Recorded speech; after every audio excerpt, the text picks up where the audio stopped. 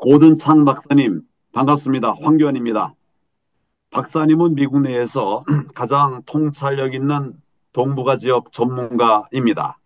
트럼프 대통령이 지난 2월 22일 시펙 연설 도중에 고든창 박사님을 Great 고든창이라고 부르면서 일으켜 세우던 그 모습, 트럼프 대통령 자신이 추진하고 있는 대중국 정책을 잘하고 있지 않느냐 이렇게 물었을 정도로 저명한 인사신데 오늘 이렇게 화상으로라도 만나 뵙게 돼서 대단히 고맙게 생각합니다.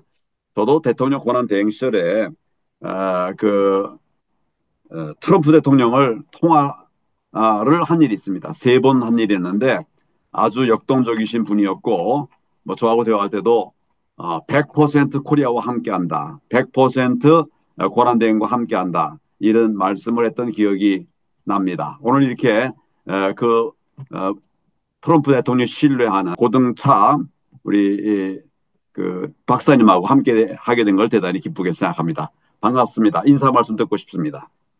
I am delighted to speak to you, and it is my honor to speak to you. So I very much appreciate this opportunity. So thank you. 감사합니다. 트럼프 대통령이 지난 대선에서 변호사 6천 명과 함께 전국 공화당원 이끌고 부정선거를 나가서 결국 승리한 것을 잘 알고 있습니다. 저도 한국에서 부정선거 방지대를 이끌어서 2020년 대선을 0.73% 차이로 이기는데 애를 썼었습니다. 지금 대한민국은 부정선거의 거대한 카르텔이 정치권 그리고 수사 여러 단체들, 법원, 헌법재판소를 다 망라하고 있습니다. 특히 우리나라의 선관위는 중앙에서부터 지방에 이르기까지 모든 위원장들이 다 판사입니다. 정말 말도 안 되는 일이죠. 현재 윤석열 대통령 탄핵 심판을 하고 있는 헌법재판소도 재판관 8명 중 6명이 선관위원장 출신입니다. 그러다 보니 탄핵 심판 중에 부정선거와 관련된 증거나 증인 신청은 다 기각이 되고 말았습니다. 뭐 최근 우리나라는 북한과 중국 등에 동조하는 그런 세력들이 윤석열 대통령을 탄핵하려고 하고 있습니다. 이에 대해서 최근에 고든창 박사님이 신랄하게 비판을 하시면서 자유민주주의 세력에게 힘을 내라는 그런 격려 메시지를 거듭해서 보내주시고 계셔서 많은 한국인들이 깊이 감사하고 있습니다. 5년 전에도 고든창 박사님이 한국 부정선거를 언급하는 것을 들었는데 그 해안이 정말 놀라웠습니다. 특히 고든창 박사께서 지난 2월 22일 X를 통해서 한국을 구하라. 지금이야말로 행동할 순간이다. 이런 메시지를 보내셨는데 저는 엊그제부터 이런 일들에 관해서 많은 공유들을 지금 주고받고 있습니다. 저는 엊그제 3월 1일 5만여 명의 애국 시민들과 함께 태극기와 성조기를 함께 흔들면서 참석한 세이브 코리아 행사에서 연설을 했습니다. 이 연설에서는 현재 억울하게 구속되어 있는 윤석열 대통령의 조속한 석방을 촉구하는 그런 전화 서명 캠페인 활동을 했습니다. 열심히 벌인 결과 100만 명이 참여했습니다. 정말 놀라운 일입니다. 오늘 고든창 박사님으로부터 자유민주주의를 사랑하는 한미 동맹을 정말 소중히 여기는 대한민국의 시민들을 위한 응원과 통찰력이 있는 어드바이스를 들을 수 있으면 좋겠다. 이런 생각을 하고 있습니다. 얘기하다 보니까 앞 얘기가 길어졌는데 이제부터는 우리 고든창 박사님의 말씀을 많이 듣도록 하겠습니다. Election fraud in South Korea has been pervasive, and it has had many consequences. You know, we go back to 2022, for instance, which you mentioned. There, President Yoon Suk-yeol won, but he won by a much narrower margin than the polls suggested. And during that election cycle, we saw a lot of early ballots delivered late. And those ballots tipped the election to the leftist candidate Yi Jae-myung. Fortunately, they weren't enough to change the result. But we have seen in 2020, 2022, and 2024 evidence of election irregularities that cannot be explained. In all of those elections, the polling beforehand and the election results do not match. Now, you can have one election where polling and election results are discrepant, but not so often. And that screams fraud, that there is something really wrong with the South Korean election system.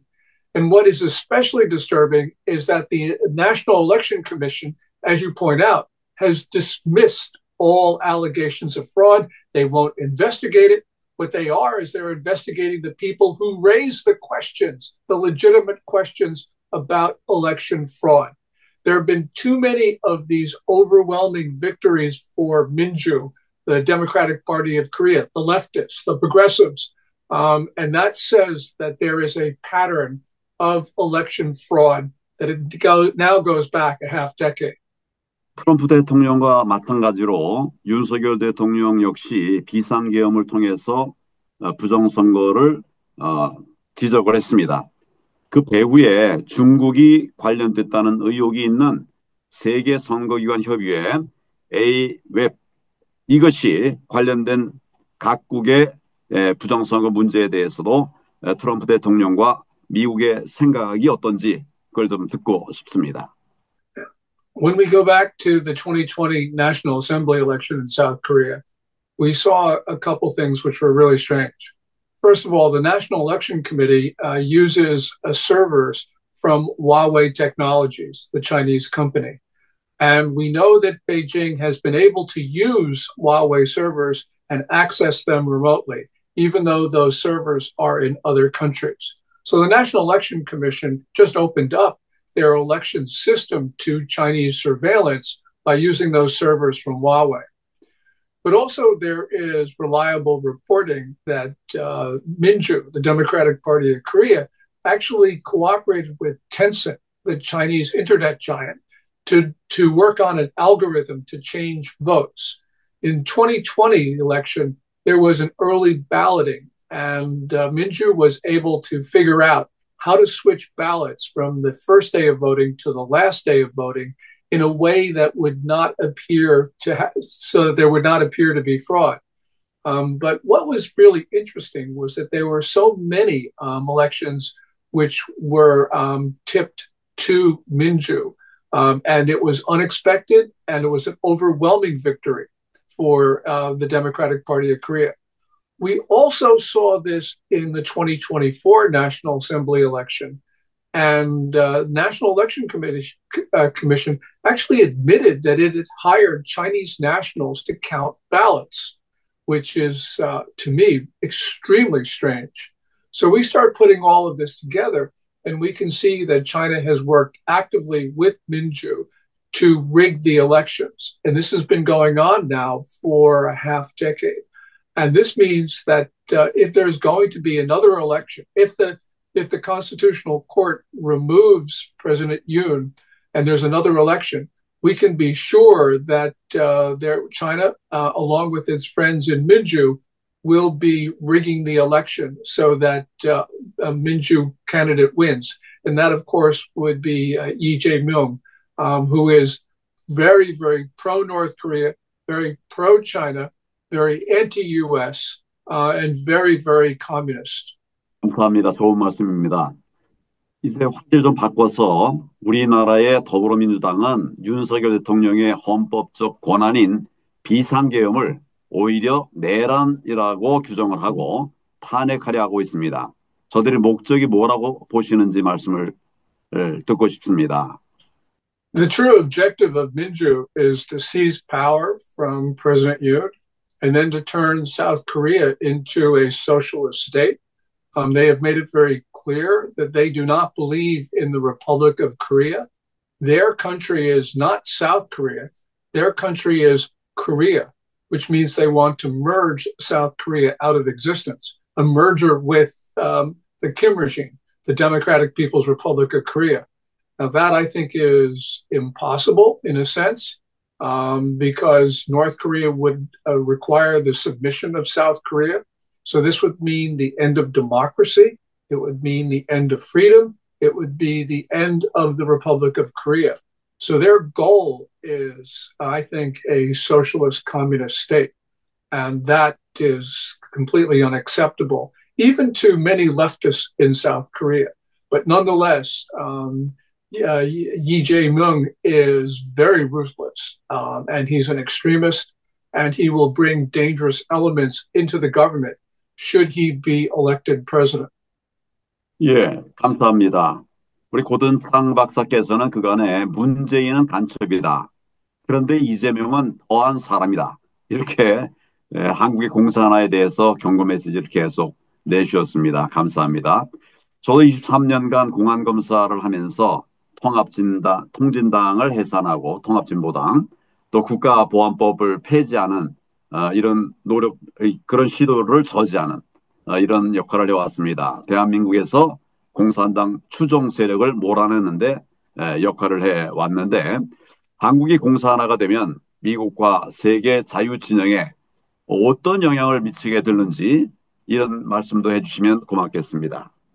When you look at a map, you can see that it would be very difficult for the United States to defend, for instance, our friends in the region, because South Korea occupies such an important place in the geography of East Asia. So, for instance, the United States has a treaty obligation to defend Japan, just as we have a treaty obligation to defend South Korea. But if the communists were to take over South Korea, they would break the treaty. But we would still have obligations to defend Japan, the Philippines, and our other friends in the area. And it would be much more difficult because when you look at the map, South Korea juts into the heart of Japan. So what this would do is it would severely weaken the American treaty network in the region. And that would give China an ability perhaps to break what they call the first island chain. The first island chain is a series of islands with Japan at one end and Indonesia at the other. And that island chain prevents the Chinese Navy and Air Force from surging into the Western Pacific. But if China were to control South Korea, which is what you're talking about, then China would perhaps have the ability to break that defensive perimeter that we now maintain. So South Korea is the linchpin to the defense of freedom and democracy in East Asia. And we have to understand its importance.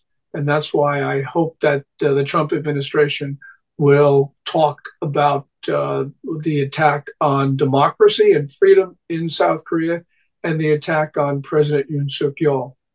네, 우리 고든상 박사님의 폭넓은 해안에 대해서 감사를 드립니다. 우리 고든상 박사님께서는 공산 세력뿐만 아니라 딥 스테이트에 대해서도 잘 알고 계신 것으로 알고 있습니다. 최근에 한국에서 검거된 간첩단 사건들을 통해서 북한 정권이 2020년 국회의원 선거에서 그 당시 미래통합당 대표였던 저에 대해서 미래통합당을 패망시키고 그 책임을 황교안, 제 이름을 불렀습니다. 황교안에 들씌워서 정치적으로 매장시키라 이런 지령이 있었습니다. 북한 김정은 정권뿐만 아니라 대한민국 정치계나 또 주류 언론에서도 정치적 매장이 다행되어 왔다고 생각을 합니다. 미국에서 트럼프 대통령도 딥스테이트에 의해서 많은 고초를 받으신 것으로 알고 있는데 미국과 한국의 딥스테이트는 어느 분야에 얼마나 큰 영향을 행사하고 있는지 이런 부분에 관해서도 고견을 말씀해 주시면 감사하겠습니다. The deep state, especially in the State Department, is extremely influential because they actually implement their own policies without regard to the president. As they say to any incoming Secretary of State who's appointed by the president, they say, well, you're only going to be here 4 years, but we're going to be here forever. And I think that's the mentality of the bureaucracy in places like the State Department. The only thing that you can do about that is to actually remove people, because if you remove them, then you can appoint new people to take their place. You know, we have seen in South Korea, for instance, in the National Election Commission, what we Americans would call the deep state, where you have it completely under the control of Minju, because we have seen the National Election Commission make decisions which are otherwise inexplicable. I mean, they won't investigate allegations of corruption. They will not toughen up their system to make it harder for China and North Korea to access it. They're investigating the people who raise questions of election fraud. And they even tried to change the law in South Korea to make it a crime to question the election. You know, but we have seen that the National Election Commission's assurances have been really untrue. So, for instance, they have been saying all along that their system, their electronic voting system, couldn't be hacked. But we know that the North Koreans have actually hacked the system. And also, South Korea's National Intelligence Service was given the task to see if they could hack the election system, and they were successful too. So we know that the election system in South Korea is vulnerable, and it's not only vulnerable, it's vulnerable to foreign hacking. And yet the National Election Commission won't do anything about it, which means that essentially what we've got in South Korea is a very entrenched deep state. And it's an entrenched deep state which is working not for the interests of South Korea, but is actually working for the interests of foreign powers, North Korea and China. 네, 아주 귀한 말씀 감사합니다. 이제는 좀 주제를 바꿔서 한미 동맹에 관한 이야기를 좀 나누면 좋을 것 같습니다. 먼저 저는 1957년생입니다. 우리 고든창 선생님은 박사님은 역시 50년대 전후에 출생하신 것으로 알고 있는데 저는 57년 우리 저 박사님의 출생 연도를 여쭤봐도 되겠습니까? 실례가 아니라면. I was born on July 5th, 1951. 50년대 앞뒤로 이렇게 형제 이야기를 하는데 마치 형제처럼 연도수를 이렇게 잘 맞는 것이 아주 기쁘게 생각합니다. 1950년 북한 김일성 공산 집단이 소련 스탈린으로부터 무기를 지원받아가지고 대한민국을 침공을 해왔습니다. 그때 미국은 5만여 명이 넘는 그런 사상자를 내면서 정말 성공적으로, 그럼에도 불구하고 성공적으로 이를 격퇴해냈습니다. 1953년 한미 양국은 상호 방위 조약을 체결했고 또 한국은 미국의 확고한 대한 안보 공약을 기반으로 해서 포브스가 선정한 2025년 세계 5위의 강국으로 성장했습니다. 일례로 현재는 미 해군이 필요로 하는 세계 최고 성능의 함정을 최저 비용으로 건조할 수 있을 정도가 되었습니다. 한국은 누가 뭐라고 해도 전 세계적으로 미국의 군사적 지원을 받아가지고 가장 성공한 이런 사례라고 말할 수밖에 없습니다. 미국은 자유시장 경제와 또 민주주의를 통해서 단기간에 최고로 성장한 한국의 사례를 자랑스러워해도 좋을 것 같습니다. 윤석열 대통령은 지난 문재인 정부가 소홀히 했던 한미일 안보협력 체제를 한층 더 공고화하는 그런 노력을 기울여 왔습니다. 그러나 이를 못마땅하게 여기는 시진핑 정부와 종북 세력들로부터 끊임없이 정치적으로 위협을 받아왔고 현재는 구금돼서 탄핵 심판을 받기에까지 이르렀습니다. 그들이 사용한 가장 큰 도구는 부정선거였습니다. 이와 관련해서 중국 시진핑 정부의 초한전과 또 대외 전략이 한반도에 주는 시사점에 대해서도 고든창 박사님의 고견을 듣고 싶습니다. Yeah, the Communist Party's United Front Work Department, which is the part of the party that subverts foreign government, has been especially active in South Korea. And there's the doctrine of unrestricted warfare comes from the title of that 1999 book by two Chinese Air Force colonels. But there is also China's three warfares, which is psychological warfare, media warfare, and legal warfare. And these have been used against South Korea. We know that China's been very active in courting the so-called friendly groups that are in South Korea. These are non-governmental organizations. These are meant to subvert the South Korean government, and China's been very successful. You know, we have seen, for instance, China become much more brazen in what it's been willing to do in South Korea. So, for instance, right after the declaration of martial law, we saw these large crowds urging the impeachment of President Yoon. And there were many Chinese faces in those crowds. And then when the presence of Chinese faces in the crowds became an issue in South Korea, then the Chinese all of a sudden disappeared. And so the question is, like, how does that happen? Also, there's concern that South Korea's leftists have allowed Chinese to enter the South Korean police force because people are noticing these strange-looking South Korean riot police without name tags acting violently. And so that's another concern. So we know that the Chinese ambassador to South Korea has complained about the complaints that people have had against China. But those complaints against China, I believe, are legitimate and they need to be investigated because we have seen Chinese involvement throughout South Korean society. They're very good at hiding their tracks, but nonetheless, we see evidence of what the Chinese are doing. And China has been very, very successful in changing the narrative in South Korea. They do that directly. They also do it through North Korea, and they do it through their links to leftist groups. So China is extremely influential in South Korea right now.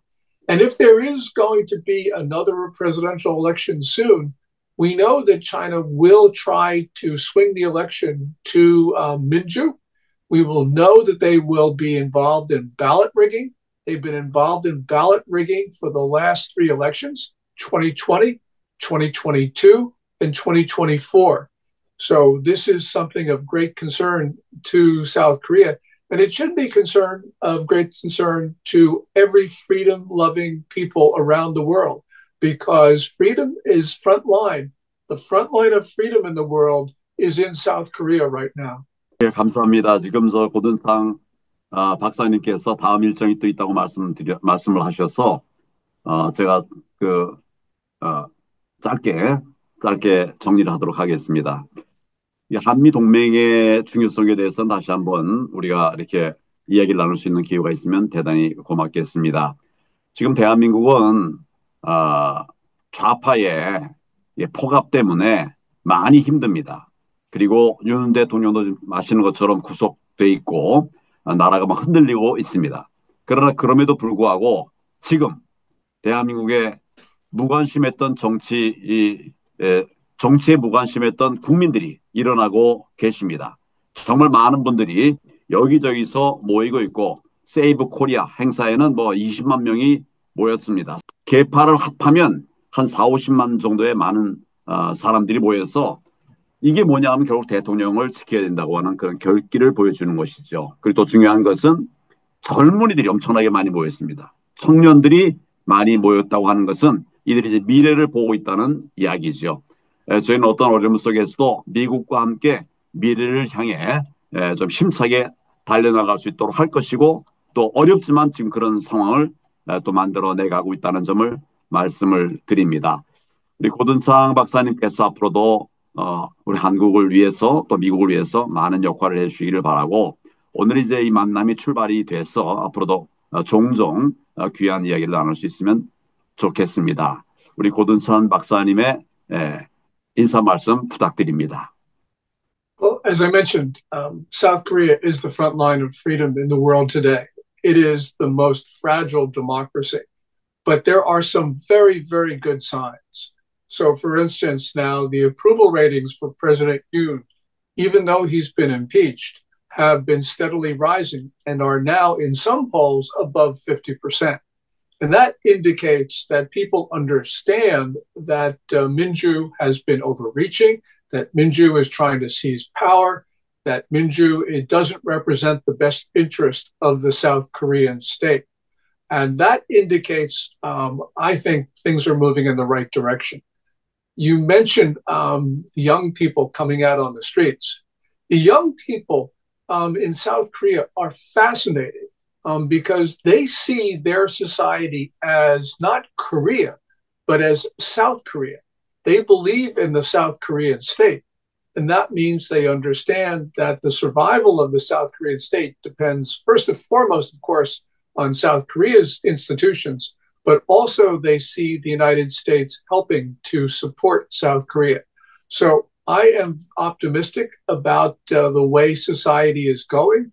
And the thing that is very, very important is that we go together, the United States and South Korea, and we are one, South Korea and the United States.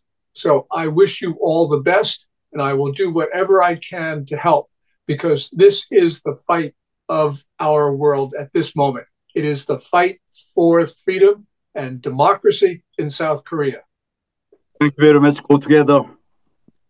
It has been my honor to talk to you. So I very much appreciate this opportunity. So thank you so much. As I said, it is my honor to be with you. Thank you very much. 윤석열 대통령에 대한 구속은 불법입니다. 반드시 석방돼야 하고 탄핵은 기각돼야 합니다.